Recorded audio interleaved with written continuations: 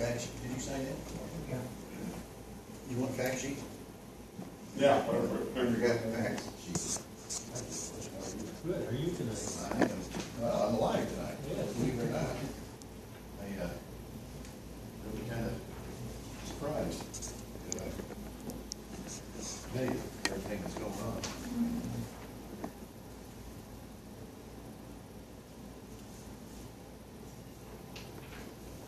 Well, I'm gonna move up front because I have a hard time hearing and seeing and breathing. We might be throwing tomatoes or something in the way. No tomatoes, sorry, I left those at Got home. eggs? Eggs or two? Nope, I'm eggless.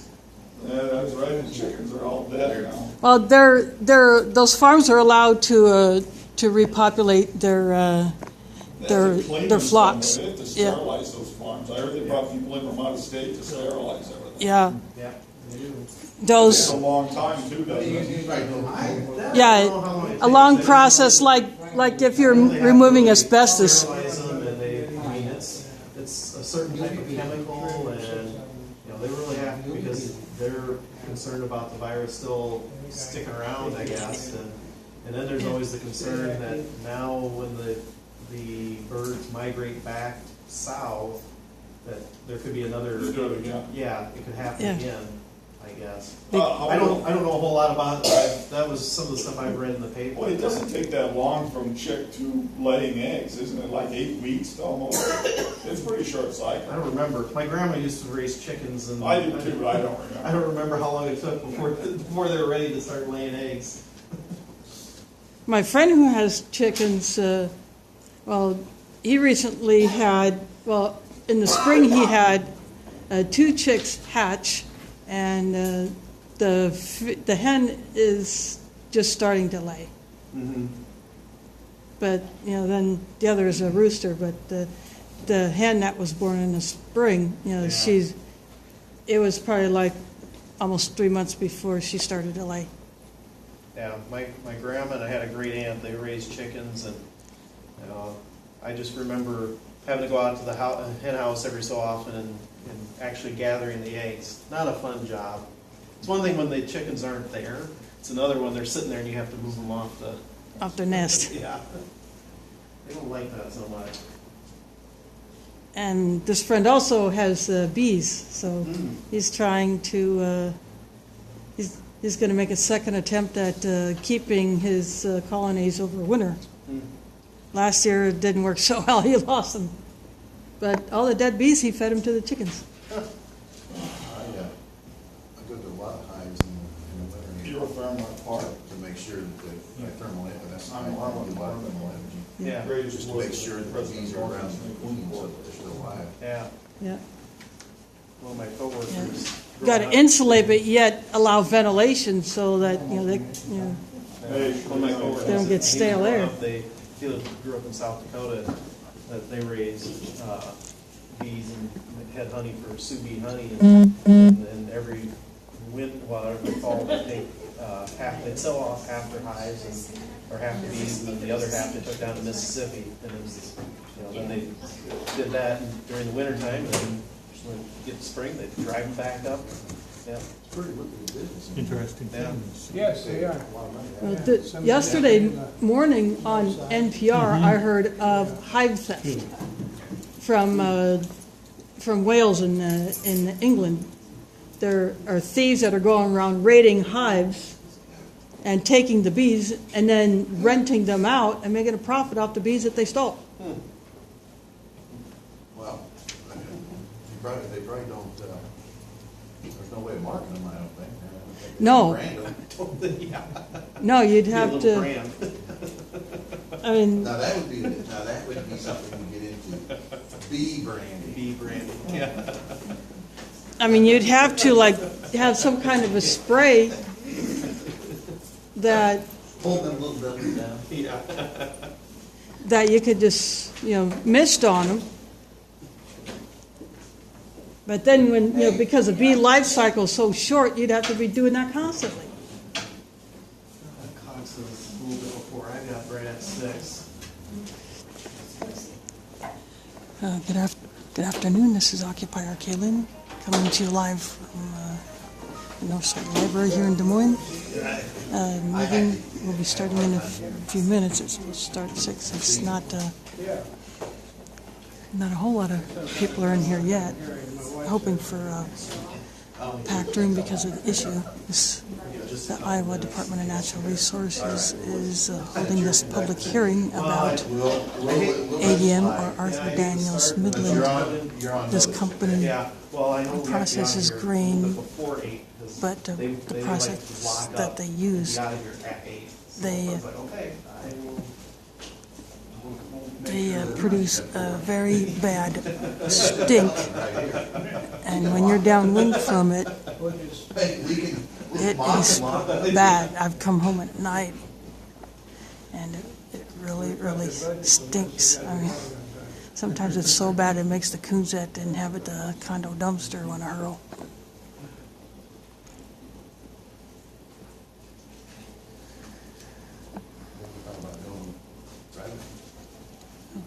People are just chatting before this thing gets I started. better been talking, You know, they had them in the box, but you know, you gotta keep track of how much usage they get now that you got internet and all of that stuff.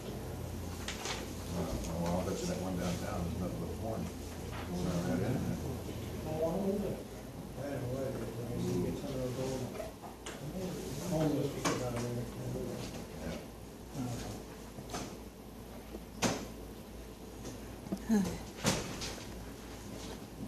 I guess this is it.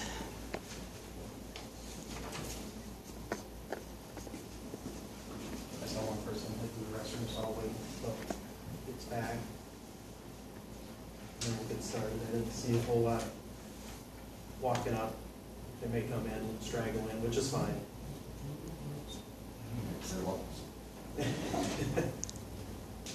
Yeah, they'll miss out on the introduction, that's about it. I'll just replay it. Yep. I'm live streaming, so it'll be recorded. Oh, okay, yeah. You replay it, that's green right there. I'm broadcasting live right now.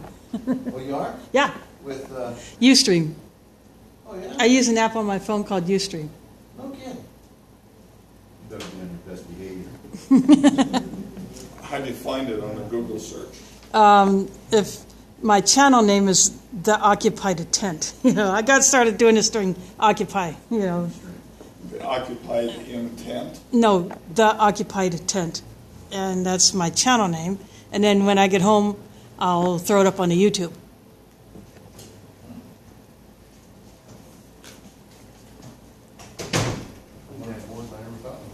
I'll go ahead and get started. If someone comes in, I'll explain things to them. Good evening, my name is Chris Rowling. I'm with the Iowa Department of Natural Resources, the Air Quality Bureau. I'm one of the senior engineers with what we call the construction permitting section. This is for a public hearing for the ADM Des Moines facility for a project, and I'll explain a little bit about that project in a bit. Just a few things, some housekeeping issues. If you have a cell phone, which most of us do, please put on vibrate just for consideration of others.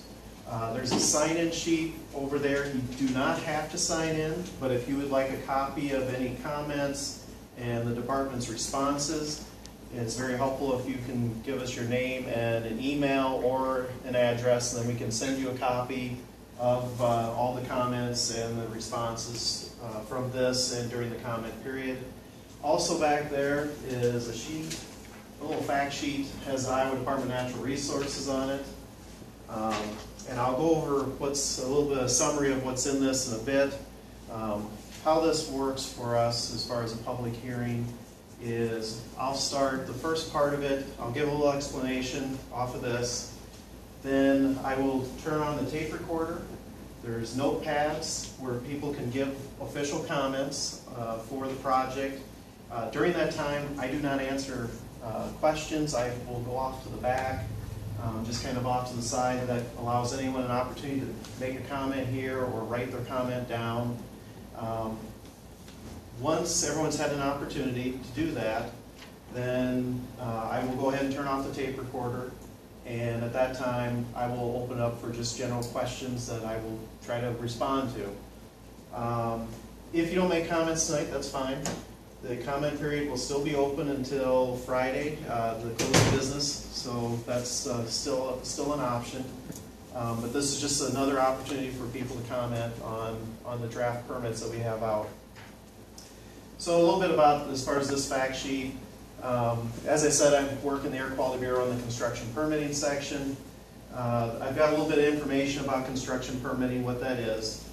The draft permits we have out for ADM, the Des Moines facility, they're called Prevention of Significant Deterioration permits. Or a lot of times you'll hear the term, we use a lot of acronyms, PSD. What that is, the PSD program, I've got a little bit about that. It's really for certain main pollutants. We call those criteria pollutants. The PSD program is there to allow for growth, but yet at the same time prevent significant deterioration of our air quality. The PSD program requires a public comment period, which in Iowa is 30 days, or I should say a minimum of 30 days. At the same time, it allows for opportunity for folks to give oral or written comments. Some of the things that we look at is, as far as the National Ambient Air Quality Standards, which are health-based air quality standards. We cannot issue a permit if there's a violation of those. And that's for the pollutants I have listed here along the side. So as far as this project itself, the ADM facility, they're proposing to make modifications within their property to expand their production from 155,000 bushels of soybeans per day to 180,000 bushels per day. They produce soybean meal, soybean hulls, and vegetable oil from those soybeans. What they do with the vegetable oil, how they make that is they actually use hexane to extract the oil out of the beans. And hexane is one of their main pollutants that they have. It is considered a volatile organic compound, which is a precursor of ozone. Also known It is as also considered a hazardous air VOC. pollutant. Because this is such a large enough facility, it's a large enough project, under the PSD program, one of the requirements they have is they have to go through what's called the Best Available Control Technology, or BACT. What that is a review that is required by federal law, which we've adopted into our state standards. And they have to look at the best control that's available and go with one of the most stringent limits that's available, that is also achievable. And as you can see in this little table on page 2, I've got the proposed ADM limit, which is 0.140 gallons of hexane per ton of soybeans processed. Their current limit, which was set in 2007, which was also a back limit at that time, is 0.1712. So this is quite a reduction in their limit that's in their permit.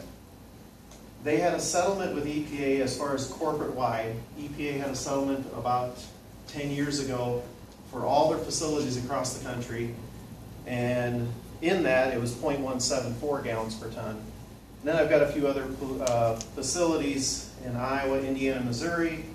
As you can see, those are also back limits. So the limit that we're proposing is quite a bit more stringent than other limits that have been set.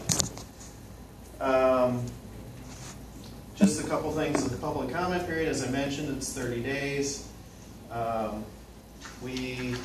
It's for certain large projects.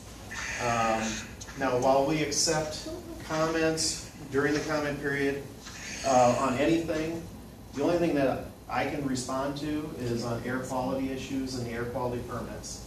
Because things like zoning, water, odor, light pollution, those are outside of our regulatory authority.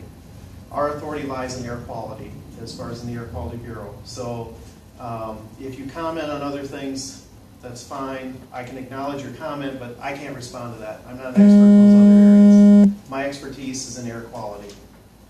I've got my contact information. I've also got Polk County Air Quality Division's information here as far as a phone number and an email address. How it kind of works, Polk County usually issues all permits, air quality permits within Polk County. We have 2 county programs that do that, Polk and Lynn, which would be mostly Cedar Rapids. However, when it comes to PSD permits, those are federal permits. We cannot delegate those to the counties, so those are handled by the state, by the Iowa DNR. With that, I am going to go ahead and have the official comment period. I'll turn the tape recorder on. If anyone has official comments they want to make, they can just come up here, just talk into it, it'll be on, it'll catch everything. Or if you prefer, if you don't want to talk into the tape recorder, you can write your comments down there. Or if you want, you can send me an email separately. And I'm just going to leave it like that, usually within a half hour, 20 minutes to a half hour, depending on the size of the group. At that time, I'll turn the tape recorder off and then open it up for just general questions that I can answer. Any comments that are made? Hold on. You mean the tape recorder is not going to be on so you can answer our questions? I want to ask you some questions I'd like to have kind of on the record. As a part of the public comment, I don't understand quite everything that's going. Any I comments think made? you're too soon for your public comment until we get our questions.